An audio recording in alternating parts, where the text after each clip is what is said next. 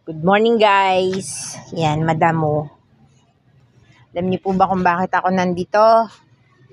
Yan, kukuha tayo ng malunggay.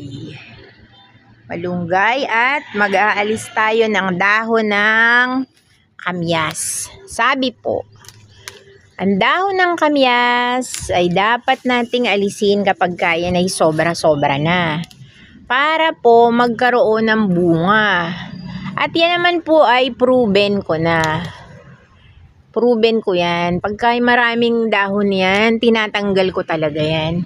Tapos, dyan sa maraming natanggalan na, ayan, nakikita nyo yan, di ba? Ay maraming dahon na yan. Dyan lalabas yung kanyang bunga.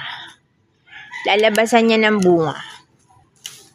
Pero ewan ko nga ba bakit siya ngayon, wala siyang bunga. Pero, talaga yatang may panahon ng ganun.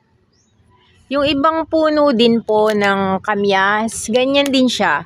Wala din siya ngayong bunga. Tapos, yung iba naman, nagsisimula pa lang magbunga, ay maliliit, ganun. So, eto. Merong mahirap tanggalin eh.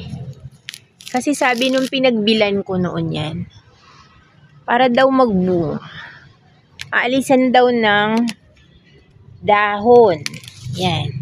Kaya lang po, hindi ko naman lahat maaalisan ng dahon kasi mataas.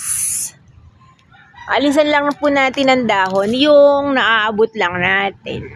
Yan. So, hopefully, magbunga yan. Mahal pa naman ngayon ng kamyas, diba? Tapos wala tayong makuhang kamyas. So, thank you for watching, guys.